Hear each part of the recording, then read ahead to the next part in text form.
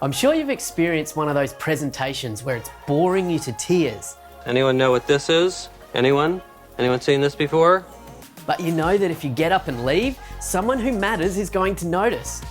Perhaps you've considered faking an important phone call, or when really desperate, an elaborate plan to come down with an unexpected illness.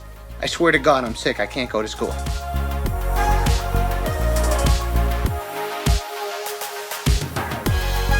So why bring up being stuck in a boring presentation when I'm meant to be talking about the length of online videos?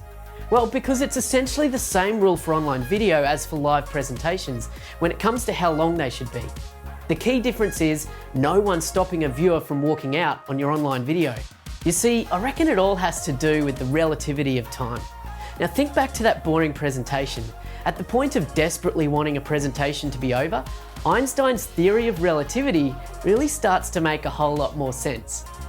Well, maybe not in all its intricate detail of the space-time continuum, but in your everyday, oh now I get it kind of way. You know there's only 15 minutes until the next coffee break, but each time you glance at your watch, somehow only 15 seconds have ticked past, even though you could swear it felt like way over a minute. And this is because you're disengaged, disinterested, you just want to be somewhere else. Every minute feels like 2, and the longer things go on, the worse it's going to get.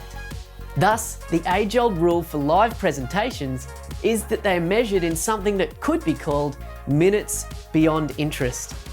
That is, every minute that a presentation goes on without keeping the interest of the audience is a minute too long.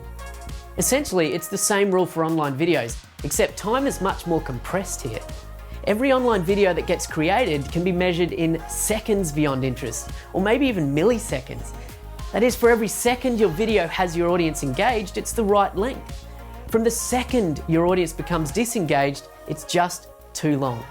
Just like presentations, your videos will be measured in seconds beyond interest, where every second beyond someone's interest is a second too long and gives them a great reason to click on something else.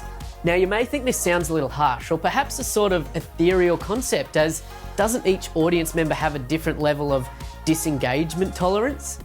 Well, this is true of course, but your goal as a content creator should always be to understand what your core audience wants from you, what interests them, and then deliver on that in an interesting way. You can't ignore that there's a plethora of options when it comes to content for them to consume. Now they've got no time to waste on content that seems unimportant, uninspiring, irrelevant, and disengaging.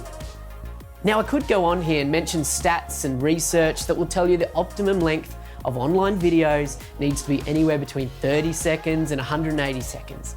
Or other stats that will tell you that it's only the first 10 seconds that matter anyway.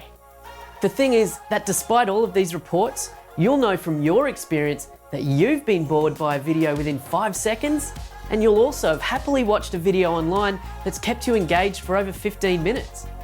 So in a strange way, the answer to how long should my online video be is to make relevant, inspiring, important, and engaging content.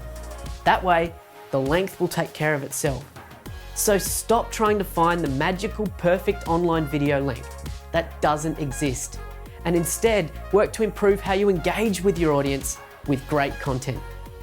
So leave me a comment below and share this video with your mum or some old school friend you're stalking on Facebook. I'll catch you later.